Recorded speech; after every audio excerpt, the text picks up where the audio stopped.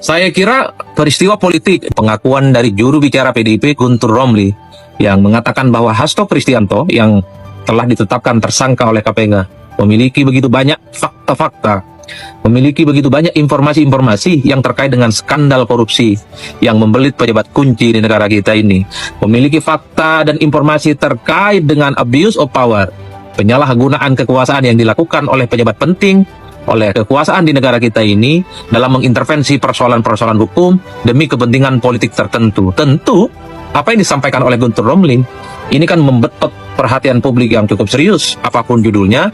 Tentu ini bukan pengakuan yang kaleng-kaleng, mengingat PDIP itu adalah partai pemenang pemilu 2 periode berturut-turut, mengingat PDIP itu adalah partai bagian dari kekuasaan politik yang menikmati dan pastinya tahu persis bagaimana persoalan-persoalan hukum ada kaitannya yang sangat kental dengan kepentingan politik di negara kita ini. Oleh karena itu, pernyataan Guntur Romli ini langsung disambar oleh publik. Kira-kira kapan video yang berisi fakta dan informasi itu akan disampaikan secara terbuka? Karena dua hal. Pertama, tentu ini akan diapresiasi sebagai upaya untuk mengungkap terang benderang bahwa persoalan-persoalan korupsi yang membelit elit-elit kunci di negara kita ini, bahwa persoalan penyalahgunaan kekuasaan yang dilakukan oleh penguasa-penguasa kita hari ini, itu bisa diungkap secara terang benderang. Karena ini yang ngomong adalah PDIP dan Hasto, pastinya informasinya itu dinilai cukup valid dan cukup sahih. Makanya ditunggu kira-kira kapan ini akan diungkap. Yang kedua, tentu ini akan mengungkap satu keyakinan publik bahwa selama ini ketika ada persoalan-persoalan misalnya korupsi, soal penyalahgunaan kekuasaan, intervensi kekuasaan dalam kepentingan politik dan hukum, ini kan tidak pernah tersentuh sama sekali. Dalam konteks kasus hukum misalnya, ketika melibatkan sejumlah petinggi negara, pejabat negara, itu kan senyap dan hilang dari peredaran. Jadi dalam konteks itulah sebenarnya tagihan kepada Guntur Romli, kepada tim hukum Hasto Kristianto untuk segera mengungkap bahwa persoalan informasi yang dimiliki disertai dengan fakta-fakta terukur itu harus segera disampaikan kepada penegak-penegak hukum. Bisa disampaikan kepada KPK, bisa disampaikan kepada kepolisian, bisa disampaikan kepada kejaksaan, dan seterusnya, dan seterusnya. Agar supaya persoalan-persoalan hukum, persoalan-persoalan korupsi itu terang menderang. Jadi Hasto itu bisa menjadi justice kolaborator, menjadi sosok yang kemudian menunjukkan siapa kira-kira pejabat-pejabat kunci di negara kita ini terlibat dalam pusaran korupsi dan cenderung menggunakan kekuasaannya itu demi kepentingan pribadi dan demi kepentingan politik tertentu. Ini yang saya kira menjadi momen pembuktian bahwa sebenarnya Hasto itu memiliki data-data yang cukup terukur dan bisa dipertanggungjawabkan. Tapi kalau data dan pengakuan bahwa Hasto yang memiliki potongan-potongan video yang berisi informasi terkait dengan skandal elit kunci di negara ini tidak diungkap dan tidak disampaikan kepada penegak hukum, jangan salahkan publik kalau kemudian akan ada serangan balik yang jauh lebih dahsyat mengarah kepada Hasto. Bahwa Hasto akan disebut sebagai orang yang hanya playing victim, hanya akan disebut sebagai gertak sambal, hanya akan disebut sebagai orang yang omon-omon. Itulah yang akan terjadi. Karena ini terlanjur sudah disampaikan secara terbuka. Satu-satunya cara supaya Hasto mendapatkan dukungan publik sekalipun sudah mendapatkan tersangka dari KPK adalah mengungkapkan bahwa sebenarnya banyak kasus korupsi di negara kita ini tidak pernah tersentuh oleh hukum dan tidak bisa diungkap setuntas-tuntasnya. Oleh karena itu, bahwa Hasto diminta segera untuk mempublikasikan video-videonya itu adalah momen yang saya kira dalam hari-hari ke depan ini sedang ditunggu oleh publik. Jadi sekali lagi, kalau ini tidak jadi dipublish soal video yang berisi terkait dengan kejahatan-kejahatan elit, kejahatan politik, dan kejahatan korupsi, jangan salahkan kalau Hasto itu hanya dituduh sebagai flying victim, mencoba untuk mendapatkan simpati. Ya, oke teman-teman, kembali lagi bersama saya di channel ini. Mari kita saksikan bagaimana tanggapan para netizen tentang cuplikan video tersebut. Jadi teman-teman, kali ini kita menyaksikan bagaimana Adit Prayitno membongkar dokumen ataupun dokumen Hasto akan dibocorkan oleh Adit Prayitno ini. Jadi teman-teman, ya Mulyono ini akan semakin ketar-ketir hanya dibuat oleh Pak Adit Prayitno ini. Jadi teman-teman, kata mereka di sini, Indonesia tidak akan membaik selagi Mulyono dan keluarganya belum diadili.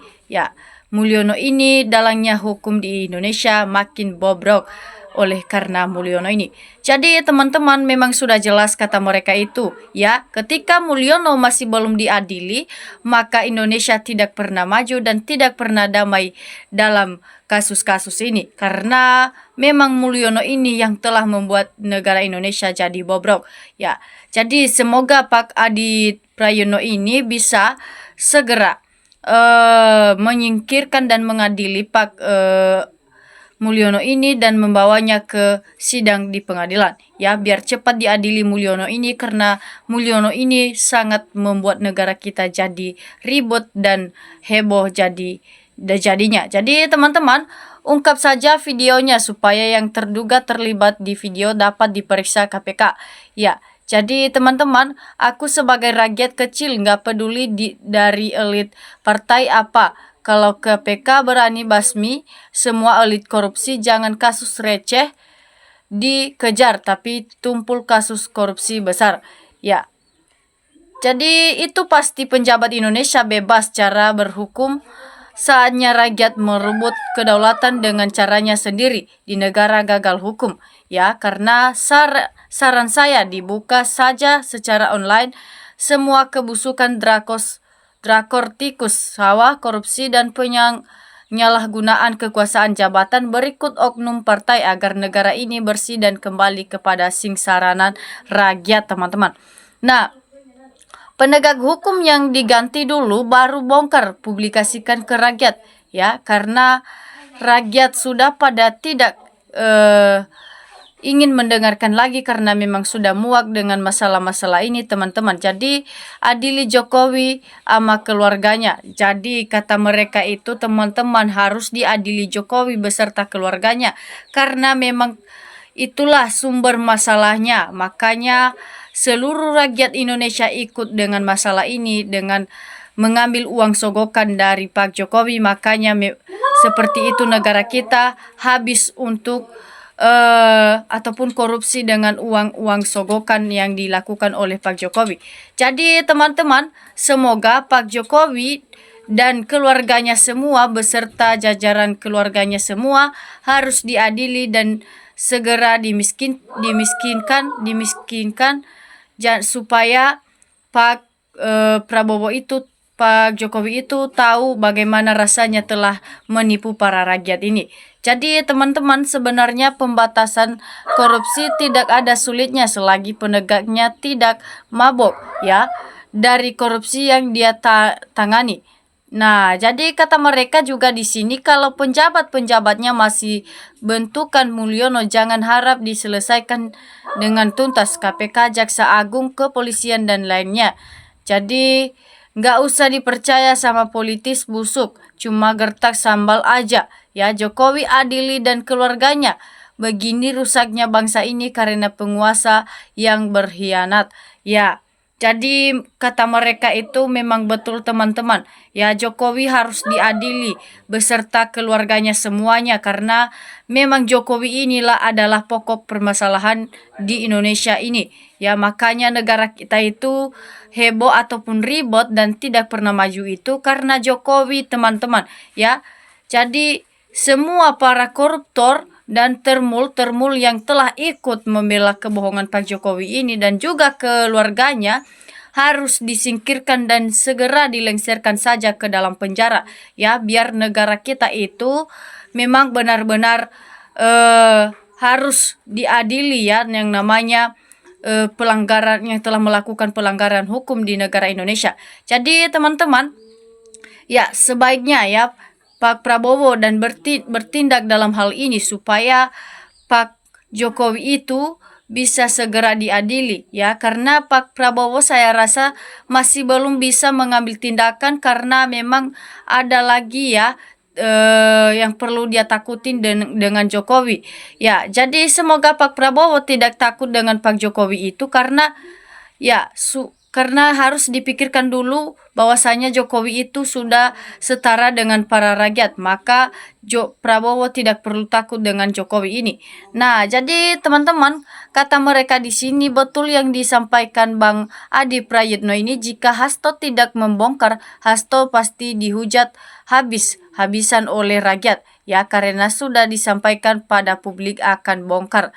Ya, jadi semoga Hasto ini, kata Pak Adi Prayitno ini, bisa membongkar ya bagaimana ketelitiannya tentang kasus-kasus ini, ya, bisa mengatakan yang sebenarnya. Jadi teman-teman, semoga para rakyat bisa senang dengan Hasto ini, ya, supaya bisa dibongkar dengan secepatnya dan masalah ini akan terselesaikan juga cepat. Jadi teman-teman, setuju ganti dulu KPK, Jaksa Agung, Kapolri, jangan tinggalan Mulyono. Ya, jadi memang setuju mereka katanya di sini, ya, KPK, Jaksa Agung itu harus Kapolri itu harus digantikan karena itulah jangan tinggalan Mulyono. Nah, jadi kalau hukum hanya buat main-main, nanti rakyat yang memegang hukum diganti hukum adat. Ya, kata mereka juga di sini teman-teman, kalau misalnya hukum pemerintahan tidak bisa ataupun hanya main-main saja dan hanya omong-omong saja, tidak ada buktinya dan tidak ada hasilnya, maka rakyat mengatakan juga di sini mereka yang mau mengadilin dan memegang hukum ataupun aturan adat mereka masing-masing. Ya, jadi supaya para penegak hukum mendengarkan hal ini dan bisa mengambil lagi tindakan terhadap kasus-kasus ini, teman-teman. Jadi seharusnya mahasiswa-mahasiswa demo untuk menuntut Pak Hasto agar membuka dan membeberkan semuanya agar ketahuan siapa para penjabat yang terlibat. Nah, sudah jelas Mulyono dibongkar boroknya, beranikah KPK nangkap jangan Pak Hasto diubek-ubek. Jadi terus siapa yang mau mengadili Mulyono? Semua penegak hukum tunduk pada Mulyono ini. Ya, karena sudah jelas memang Mulyono ini, ya, memang dia itu sangat cerdas dan kecerdasan itu dibuat dengan kelicikan, ya, dengan memberikan uang kepada para penegak hukum. Makanya para penegak hukum itu takut dengan Pak Mulyono ini, ya. Ya, semoga para penegak hukum tidak mengambil lagi uang dari Pak Mulyono agar Indonesia bisa aman dan maju terus.